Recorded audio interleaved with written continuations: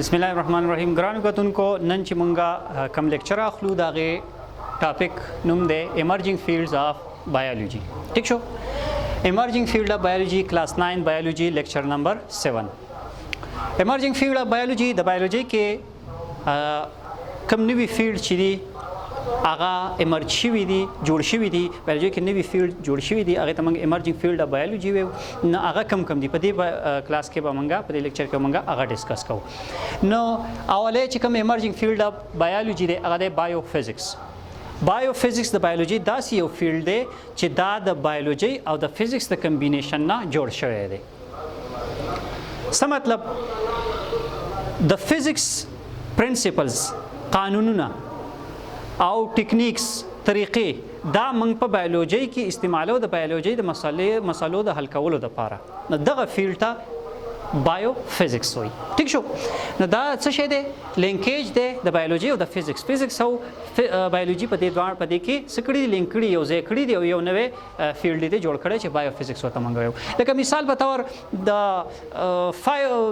د فزکس کې چې فزکس لاګانې چې دی دا موږ په بایولوژي کې استعمالو چې د بایولوژي مختلف مسلې چې په موږ حل کو. مثال په تور په فزکس کې اولاده ترموډاینامیکس مختلف لاګانې دي، خو ترموډاینامیکس فرست لا چې دا اولۍ لا چې د ترموډاینامیکس کومه ده صحیح شو په فزکس کې، نه هغې ته لا اف کنزرویشن اف انرژي هم وایي. لا اف کنزرویشن اف انرژي. اوس دا لا دا وایي چې انرژي چې ده، توانایي چې ده، دا نه پیدا کیږي، نه فنا کیږي، نه ختمیږي، بلکې د یو فارم نه بل ته کنورټ کیږي. نو اوس دا د فزکس لا ده، خو دا موږ په بایولوژي کې څنګه اپلای کوو؟ نو په بایولوژي کې موږ دا داسې اپلای کوو چې کله فوټوسنتھسس کیږي په بوټو کې، فوټوسنتھسس ضیاء تالیف یو عمل دی چې دا کله کیږي نو د نور نه رڼا راځي. صحیح شو؟ دا په دې فوټوسنتھسس بوټی دا رڼا جذب کوي، ابزارب کوي، جذب کوي او د دغې نه بیا خوراک تیاری، ګلوکوز تیاری. اوس د نور دا رڼا چې دا سن لایټ دا د انرژي یو قسم دی، خو چې دا سولر انرژي ده. ٹھیک شو؟ د نور رڼا دا چې کله بوټي ته راشي بوټی دا ابزارب کی. ٹھیک شو؟ نو دا په خوراک کې سټور کی دا انرژي، دا سن لایټ سولر انرژي. نو دغه وخت کې دا سولر انرژي کنورټ شي کیمیکل انرژي ته. سولر انرژي هم د انرژي یو قسم دی، کیمیکل انرژي هم د انرژي د توانایي یو قسم دی، خو مختلف فارمونو کې، حالتونو کې دي. بیا دغه کیمیکل انرژي اوس په دې خوراک کې سټور ده، موجود ده، چې کله دغه خوراک منګه استعمالو یا بوټی په خپل استعمالي د ریسپایریشن په عمل کې، نو دغه کیمیکل انرژي بیا کنورټ کیږي د انرژي بل یو قسم ته چې هغې ته هیټ یا ترمل انرژي وي او میکینیکل انرژي ورته وي.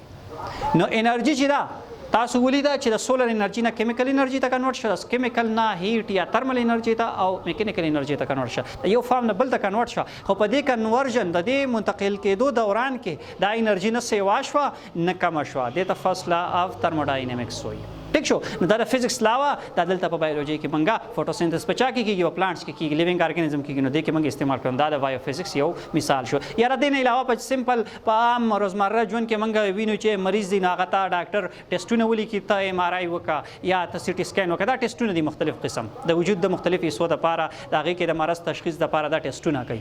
ایم آر آی چې دا نو میګنیټک ریزونانس ایمیج ورته وایي، د دې خپل یو ماشین په هغې کې د دې دغه کوي، دا ټیسټ ولا کوي. داسې د سی ټي سکین دپاره. نو دا ماشینونه چې دي دا بایوفزسټ جوړ کړي دي، چا چې دا بایوفزکس ویلی دی. ټیک شو؟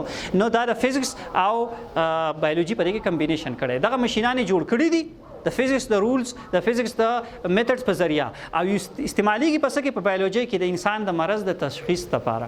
ټیک شو؟ نو دا د بایوفزکس یو څو مثال شو. د دې نه پس بیا راځي د بایولوژي بل ایمرجنګ فیلډ راځي بایوکیمستري. نو په دې کې بایولوژي او کیمستري لینک کړي دي، یو ځای کړي دي په دې فیلډ کې. نو بایوکیمستري د بایولوژي هغه بران دی چې په دې کې منګه په لیوینګ یو جاندار سالرونکی، یو جاندار چې دی د هغې وجود چې دی د کم کیمیکلز نه جوړ دی، د کم اټمون نه، ایلیمنټ نه جوړ دی، مالیکیول نه، کمپاوند نه جوړ دی، هغه سټډي کوو. او د دې نه علاوه دغه په دې لیوینګ ارګانیزم د دې جاندار په وجود کې دننه کم کیمیکل ریاکشن کیږي. نو اصل کې دا کیمیکل ریاکشن او دا مالیکیول کمپاوند دا د کیمستري حصه ده، خو دلته دا د لیوینګ ارګانیزم د وجود یوه حصه ده، په هغې کې موجود دي.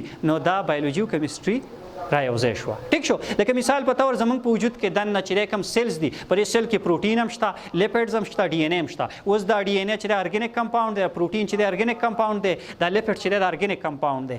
دا ارګینیک کمپاوند چې کې کاربن هم پدې کې شته، اکسیجن هم پکې شته، هایدروجن هم پکې شته، او په ځینو کې اوس نایټروجن هم شته. نو دا نایټروجن، کاربن، هایدروجن، اکسیجن، سلفر دا څه شي دي؟ کیمیکلز دي. او کیمیکلز تاسو ته پته چې دا موږ په کیمستري کې سټډي کوو. نو خو دلته دا کیمیکلز چې دا امپورټنٹ مالیکیول دي، د څه اهم مالیکیول دي، صحیح شو، اهم حصې دي د څه د لیوینګ ارګانیزم د جاندارو. نو په دې په وجه دا دواړه رايوځای کړي دي او بایو کیمستري دیتا وایي. ټیک شو. د دې نه علاوه کیمیکل ریاکشن چې کوم په لیوینګ ارګانیزم په وجود کې په جاندارو په وجود کې دننه کیږي هغه هم د بایو کیمستري کې راځي. لکه فوټوسنتھسس کیږي په پلانټ کې. نو په پلانټ کې چې دینو ګلوکوز جوړیږي، C6H12O6 یو کمپاوند دی، مالیکیول دی. نو دا دغه کیمیکلز نه جوړ دی، ایټمز نه جوړ دی، مالیکیولز نه جوړ دی، صحیح شو، ایلیمنټس نه جوړ دی. دا کیمستري وایي ساده. ټیک شو. یا ریسپایریشن کې کې دغه خوراک ماتيږي، مختلف کا ATP ته واپس جوړیږي انرژي، یا کاربن ډای اکساید ته جوړیږي، یا واټر ته جوړیږي، مختلف کمپاوند ته جوړیږي. نو دا بیرته د کیمستري سره خپل لیوینګ ارګانیزم سره تعلق ساتي. نو د پوجا د بایو کیمستري کې منګه سټډي کوو. دغه نه علاوه بیا راځي بایو جیوګرافي. په دې کې بیا د بایولوژي هغه فیلډ چې په دې کې بایولوژي او جیوګرافي فیلډ مختلف فیلډ رايوځای کړي دي. یو فیلډ ته نوې فیلډ جوړ کړی چې بایو جیوګرافي وته وي. نو جیوګرافي تاسو ته پته چې د ارث سټډي ته وي، د ځمکې سټډي ته وي. نو دلته بایو جیوګرافي څه مطلب شو؟ د بایو جیوګرافي دا مطلب شو چې د جاندار چې دی لیوینګ ارګانیزم چې دی سالرون کې چې دی، کو هغه بوټي دي، کو هغه جراثیم دي، او کو هغه ځناور دي، صحیح شو، د دې تقسیم څنګه شوی دی په دې ځمکه باندې. ټیک شو. لکه مثال په تور کو تاسو وګورئ نو عام چې دی منګو پاکستان کې دا په ګرمو علاقو کې کیږي، لکه ملتان کې کیږي. ټیک شو. دلته دا بوټي نه کیږي. ډیسټریبیوشن تقسیم یې هلته شوی، هلته دا بوټي کې ولې هلته هغه انوایرمنټ هغه ماحول د هغې د غټېدو دپاره سوټیبل دی، موضوع دی، بهترین دی. ټیک شو. بل طرف ته که تاسو وګورئ نو پولر بیرز چې دي یږي، دا چې دی نو دا تاسو ته په انټارکټیکا کې په کم کانټیننټ چې دی هلته کې به میلاویږي، چېرته چې ډېرې زیاتې واوري. داسې په عام د پاکستان کې دا پولر بیر تاسو نشئ لیدی. ولې؟ ځکه چې هلته کم ټمپریچر دی، هغه ډېر زیات کم دی، ټمپریچر هلته ډېر کم دی. نو د هغې په حساب سره د هغې په وجود باندې هغسې یخته او هغسې وړی موجود ده، هغه په هغه انوایرمنټ کې په ماحول کې پاتې کېدی شي. صحیح شو. نو د هر ماحول د مطابق د غزي کې خپل جانداري ضروري نه چې دلته کمی مرغۍ دي هغه د دنیا په بل حصہ کې هم ضرور موجود وي. دا د هر زیاده خپل ماحول د هغې د خصوصیاتو په بنیاد باندې هلته ارګانیزم پاتې کیږي. نو د ډسټریبیوشن ته بایو جیوګرافي وته وایي. ټیک شو. بایولوژي په ایمرجنګ فیلډز کې یو فیلډ چې دی هغه دی بایو سټیټسټک یا بایومیټري. ټیک شو. دا د بایولوژي هغه فیلډ دی چې په دې کې بایولوژي پلس میتھس یا سټیټسټکس څه کړي دي، کمباین کړي، یو ځای کړي دي. ټیک شو. نو په دې فیلډ کې منګه د سټیټسټک یا د میتھس د حساب ریاضي فارمولې چې دی هغه یوز کوو د بایولوژي په فیلډ کې، بایولوژي مسلې پې څه کوو، حل کوو. ټیک شو. موستلی دا فارمولې چې دي د سټیټسټک یا د میتھمیټکس دا منګه په ریسرچ کې یوز کوو. ټیک شو. تاسو چې کله هایر کلاس ته لاړ شئ، بی ایس یا ایم ایس کې کله ریسرچ کیږي، میډیکل سټوډنټان د بایولوژي والا سټوډنټان چې کله په بی ایس کې ایم ایس کې ریسرچ کوي، ایم فل کې ریسرچ کوي، نو هغوی مختلف سافټویر یوز کوي. ټیک شو. مختلف سافټویر استعمالوي او په هغه سافټویرو کې چې دی نو دا میتھمیټیکل او سټیټسټیکل فارمولې یوز کیږي. لکه فار ایگزامپل یو سافټویر دی انووا. انووا یو داسې سافټویر دی چې په دې کې میتھمیټیکل او سټیټسټیکل فارمولې استعمال شوي، او دا سټوډنټان چې دی د بایولوژي سټوډنټان چې دی نو په خپل بی ایس یا ایم فل په ریسرچ ورک کې چې دی نو استعمالوي او خپل ډیټا پې څه کوي، هغه پې کمپلیټ کوي، هغه پې مختلف سولوشن پې راوباسي. ټیک شو. د هغې نه علاوه بل ایمرجنګ فیلډ دی د بایولوژي بایو اکنامکس. بایو اکنامکس چې دی دا د بایولوژي هغه فیلډ دی چې په دې کې بایولوژي او اکنامکس دوه مختلف فیلډ څه کړي، کمباین کړي، یو ځای کړي دي. ټیک شو. او په دې کې ارګانیزم چې دی موږ سټډي کوو، خو هغه لیوینګ ارګانیزم په دې فیلډ کې موږ سټډي کوو، خو د څه په لحاظ سره سټډي کوو، څه ته پکې موږ ګورو، موږ پکې اکنامیکل پوینټ اف ویو ته ګورو، د هغې معاشیت په بیس باندې، هغه معاشیت په بنیاد باندې موږ هغه ارګانیزم سټډي کوو. هلته زموږ مقصد صحیح چې معاشي طور باندې چې دی دا ارګانیزم د څومره فایده مند دی او څومره نقصاني دی.